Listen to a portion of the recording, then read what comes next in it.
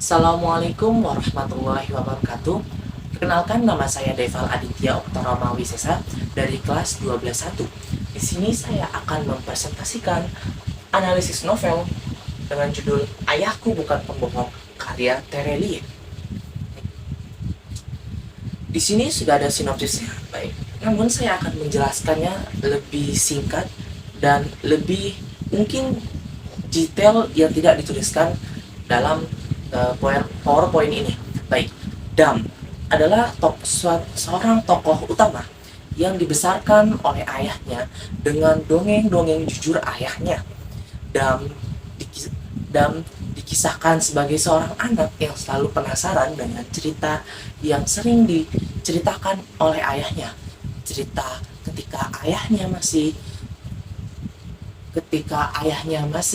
menjadi seorang petualang yang suka berkeliling, dan ayahnya selalu berkata bahwa cerita ini adalah cerita nyata yang ia rasakan sendiri, dan yang mempercayai cerita-cerita ayahnya menjadi pribadi yang baik karena cerita-cerita ayahnya tersebut menjadi sebagai patokan nilai yang membuat Dam berperilaku.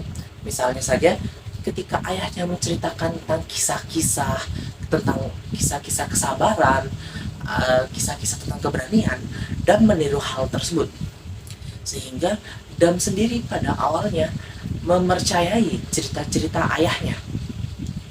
Nah, Dam sendiri pun sebenarnya hingga dewasa masih mempercayai cerita-cerita ayahnya.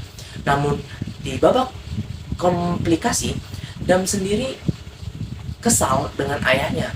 Hal ini dikarenakan di suatu adegan cerita dikisahkan kondisi kesehatan ibunya Dam mengalami penurunan yang dimana ia harus dirawat. Nah, saya akan menjelaskan bahwa pada dasarnya ibunya Dam ini memang telah jatuh sakit sejak lama, namun ia tetap bertahan di kondisinya tersebut. Kemudian cerita berlanjut lagi ketika ibunya Dam akan melakukan operasi. Ayahnya Dam justru malah menceritakan tentang cerita-ceritanya yang menyangkut si Raja Tidur. Nah, si Raja Tidur ini adalah suatu karakter yang dimana ia dikisahkan sebagai seorang yang cerdas, yang berpengetahuan tinggi. Ia dikisahkan oleh ayahnya Dam sebagai orang yang telah mengetahui bahwa penyakit ibunya Dam ini tidak bisa disembuhkan. Dam di situ marah dan kesal sebab sebentar lagi operasi ibunya akan dimulai. Mengapa ayahnya masih saja menyebut cerita-cerita dongeng tersebut? Dam sendiri mulai kesal dan mulai menentang segala cerita-cerita ayahnya ini. Hal ini terus berlanjut hingga 20 tahun kemudian. Ketika Dam tinggal bersama ayahnya dengan anak-anaknya, atau kita sebut saja Zaz dan Kon.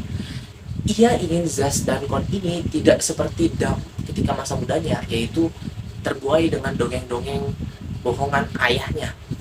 Nah, semua ini terus menjadi bagian yang kompleks karena Dam sendiri mengakui bahwa cerita-cerita ayahnya itu telah menginspirasi dia menjadi pribadi yang baik.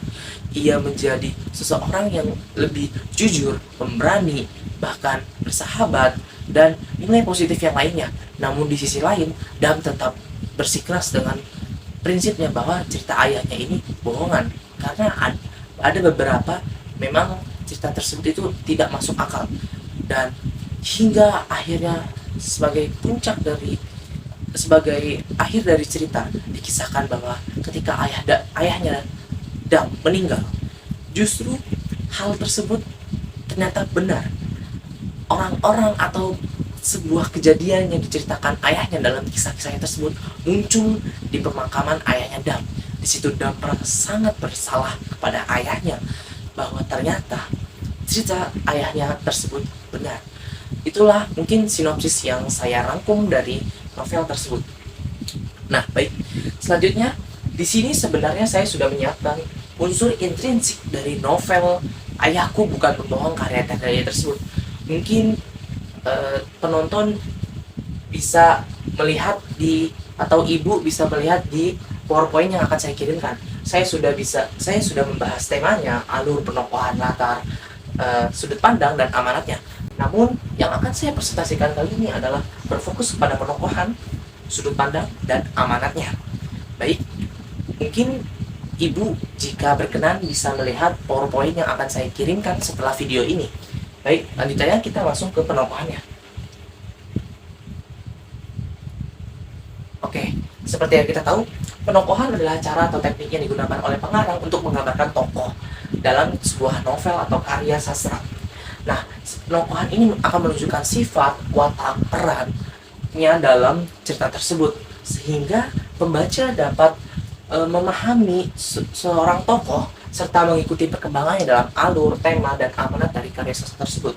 Baik, nah, dalam penokohan saya membaginya menjadi saya membagi tokoh-tokoh dalam novel tersebut menjadi protagonis, antagonis, tritagonis. Kemudian kita akan membahas penggambarannya secara analitik maupun dramatik. Kita pertama, oke, tokoh yang termasuk protagonis yaitu Dam, tokoh utama itu sendiri. Dengan sifatnya yang baik, dia anak yang baik. Dia menjaga wanita tua ini sepanjang perjalanan. Halaman 172. Sifat keduanya adalah penasaran. Teruskan, ya, teruskan. Halaman 13. Kemudian sifat terakhirnya adalah pantang menyerah. Tangan dan kakiku terus mengayuh. Setengah jam berlalu, satu anak sudah berhenti di ujung kolam tersengal dan menyerah. Halaman 27. Oke, selanjutnya tokoh protagonis yang lainnya adalah ayah, yaitu bijaksana. Yang menghina belum tentu lebih mulia dibandingkan yang dihina. Halaman 83. Kemudian sifat lainnya adalah peduli. Bagaimana sekolahmu di tahun kedua? Dam. Halaman 117. Oke, baik. Selanjutnya adalah tokoh antagonis, yaitu ada Jarjit dengan sifatnya yang sombong. Sepertinya dugaanku benar, kawan. Rambut jeleknya itu membuat dia tenggelam. Halaman 36. Kemudian sifat lainnya adalah pembuli. Jarjit sambil menyengir lebar mulai mengolok-olokku. Ternyata menarik melihat anak pendek ginting telanjang bulat di tengah kolam. Sayangnya tidak ada yang membawa kamera. Itu bisa jadi foto terlucu sepanjang sejarah klub. Halaman 46. Kemudian adalah tritagonis, yaitu ibu dengan sifatnya yang peduli. Kau belum menyisir rambutmu, Dam. Halaman 19. Kemudian sifatnya yang pengertian. Ibu menatapku lambat-lambat, lantas mengelus rambutku. Halaman 109. Yaitu sifat selanjutnya adalah tegas. Siapa dia boleh makan kue itu? Dia masih dihukum. Halaman 38. Tokoh selanjutnya adalah Tani dengan sifatnya yang peduli. Kaki kau pegal, Dam. Halaman 20. Sifat selanjutnya adalah pengertian. Ayah tinggal sendirian, Dam. Tidak ada yang memaksa apakah ayah sudah makan atau belum, mencuci pakaian, atau membereskan rumah. Halaman 265. Kemudian sifat terakhir adalah pintar. Tani bahkan sudah menyelesaikan tugas akhirnya, lulus lebih cepat dibandingkan siapapun. Sejak SMP ia memang paling pintar. Halaman 249. Nah, mungkin ada tokoh selanjutnya adalah Zaz dan Kon dengan sifatnya yang penuh rasa ingin tahu. Rahasia apa? Zaz dan Kon mulai tertarik. Halaman 6. Sifat selanjutnya adalah menggemaskan. Iya pak, setengah jam lagi, please. Kon memasang ekspresi terlucu yang ia punya. Rambut ikalnya jatuh di dahi membuat wanita itu tidak bisa ditolak. Halaman 61. Kemudian tokoh terakhir dalam protagonis adalah Retro dengan sifatnya yang penasaran. Tidak berkomentar bagaimana ayah kau menghindari menjelaskan. Dia tidak bisa membuktikan bahwa itu sungguhan. Retro sekarang lebih tertarik padaku dibanding musuh dan anak panahnya. Halaman 197. Kemudian sifat selanjutnya adalah pandai memasak. Kau bisa tidak pelan-pelan? Retro melotot. Boleh jadi kalau aku pandai memasak, 8 adikku bisa kukendalikan, tinggal kubuatkan makanan banyak-banyak. Halaman 119. Oke, itu adalah penggambaran tokohnya, dan kita akan berlanjut ke penggambaran secara analitik maupun secara dramatik. Saya akan membahas secara analitik dahulu. Baik. Pertama, ibu meletakkan kertas itu di atas meja, sesungguhkan menyentuh jari jemari ayah, menatapnya dengan sejuta tatapan cinta. Halaman 59. Jarjit mengejekku pengecut, keriting, dan kalimat apa yang terlintas di kepalanya. Aku membalas penghinaannya dengan melaporkan rencana perkelahian itu pada kepala sekolah. Perkelahian masal itu urung. Jarjit dan teman-temannya dihukum, dan sejak hari itu, sebagian teman-temannya di kelas memanggilku si pengecut. Halaman 64. Selanjutnya, penggambaran secara analitik yaitu penjaga perpustakaan sekolah kami tidak ramah dan menyebalkan. Kalian berbisik di teritorialnya, dalam sedetik ia sudah berdiri di belakang dengan napasnya yang terasa di ubun-ubun. Mata melotot membuat kepala panas sebelum kalian bersih tatap. Petugas perpustakaan tidak suka ada murid yang bermain-main di wilayah kekuasaannya. Halaman 128. Baik. Selanjutnya adalah penggambaran secara dramatik. Yang akan saya bahas adalah melalui setting atau mata tokoh. Saat ini aku berdiri dengan seluruh kesedihan di hati. Tanah perkuburan lenggang. Para pelayat sudah pulang, termasuk keluarga besar Jarjit, wali kota, pelatih, kepala sekolah SMP dulu, bos loper koran, kerabat tetangga, dan kenalan yang sebagian besar tidak aku kenali. Satu persatu mereka membentuk antrean panjang menyalami ayah dan aku. Halaman 236. Kemudian melalui dialog antar tokoh, ayah mengangguk, tersenyum menggodaku.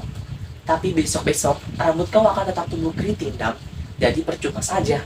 Aku menunduk, melihat seekor kodok sedang bersembunyi. Kenapa rambutku tidak lurus saja ya? Seperti rambut ibu. Ayah tertawa. Ibu kau justru ingin berambut keriting, Dam. Halaman 149. Kemudian melalui tindakan tokoh, dia menjaga wanita tua ini sepanjang perjalanan. Nenek itu tertawa renyah, menunjuk-nunjukku, menyuruh keluarganya menyalamiku. Halaman 172. Selanjutnya melalui jalan pikiran tokoh lain. Kami tidak tahu, Dam. Dokter menggeleng. Sebenarnya ibu kau bahkan bertahan lebih lama dibandingkan perkiraan ilmu medis. Saat pertama kali dia datang dengan keluhan sakit, itu 20 tahun yang lalu. Dokter pertama yang menanganinya adalah ayahku. Menyimpulkan bahwa ibu kau hanya bertahan 1-2 tahun saja. Namun kau lihat, hari ini bahkan ayahku sudah meninggal. Di sini kita dapat kesimpulkan bahwa ibu Dam berhasil bertahan lama karena kebahagiaannya. Nah, di sini digambarkan melalui jalan pikiran tokoh, yaitu tokoh si dokternya, yang dimana yang menangani awalnya adalah ayahnya. Namun ayahnya justru meninggal duluan, padahal pasiennya atau ibunya didiagnosis bakal hanya bertahan 1-2 tahun saja. Sehingga saya dapat menyimpulkan bahwa teks ini merupakan penggambaran secara dramatik melalui jalan pikiran tokoh lain, yaitu si dokter. Baik, itulah penokohan secara protagonis, antagonis, tritagonis, dan penggambaran secara analitik dan dramatiknya. Selanjutnya, untuk latar sudut pandang, mungkin ibu bisa berkenan membaca di PowerPoint yang akan saya kirimkan di video setelah ini. Dan untuk tema dan alur mungkin ibu juga jika berminat bisa menontonnya. Saya akan lanjut langsung ke amanat. Baik, amanat. Amanat adalah salah satu unsur intrinsik dalam karya sastra seperti cerpen atau novel. Amanat berisi pesan yang ingin disampaikan oleh pengarang kepada pembacanya melalui karya sastra yang dibuatnya. Nah, amanat ini dapat disampaikan secara langsung atau tersurat maupun tidak langsung atau tersirat. Amanat biasanya berkaitan dengan tema dan tujuan pengarang yang berupa harapan, nasihat, kritik atau saran yang bersifat mendidik atau menginspirasi. Baik. Nah, di sini saya akan menyimpulkan amanatnya secara tersirat, sebab di sini ada beberapa paragraf yang mendukung amanat tersebut. Mungkin saya akan membaca idenya saja. Terkadang cara membalas terbaik justru dengan tidak membalas. Aku hanya mengikuti sepenatap Jarjit. Aku tidak akan tergoda mengelapinya. Halaman 71. Kemudian kebahagiaan itu datang dari hati sendiri, bukan dari orang lain. Harta benda, kekuasaan, apalagi ketenaran, tidak peduli seberapa jahat dan merusaknya sekitar. Halaman 293. Kemudian tidak ada kesedihan yang bisa merusaknya, termasuk kesedihan karena cemburu, iri atau dengki dengan kebahagiaan orang lain. Sebaliknya, kebahagiaan atas gelar hebat, pangkat tinggi, kekuasaan, harta benda itu semua tidak akan menambah sedikit pun beningnya kebahagiaan yang kau miliki. Sehingga amanat, kita dapat menyimpulkan amanat secara tersirat dari kutipan di atas yang menjelaskan kita itu tidak perlu membalas perlakuan buruk seseorang dengan perlakuan yang sama, karena manusia yang baik dan berhati sabar tidak akan pernah membalas perlakuan jahat yang diberikan kepadanya, bahkan untuk menanggapinya sama sekali. Dan kebahagiaan ini itu benar-benar datang dari diri kita sendiri. Dia tidak berasal dari orang lain. Harta benda, kekuasaan, ketenaran, atau hal-hal yang berbau materialistis lainnya. Bahkan untuk kita yang memiliki sifat cemburu, iri, atau dengki dengan kebahagiaan orang lain, justru tidak akan menambah kebahagiaan itu sendiri, hanya mencemarinya. Dan sebenarnya ada lagi amanat dari novel ini selain mengembangkan sifat terpuji dari mendeskripsikan kebahagiaan, kita juga kita diusahakan untuk bersikap lebih baik kepada orang lain. Nah, karena tema novel ini adalah tentang keluarga atau ayah, yang ditekankan di sini adalah bagaimana cara menghargai hubungan dengan ayah, dengan ibu, dan tetap disebutkan itu adalah keluarga, dan juga tidak luput dengan interaksi dengan teman, dengan sahabat, dengan pasangan, dan lain-lainnya. Sehingga novel ini tuh benar-benar membuat kita menyimpulkan sendiri amanatnya.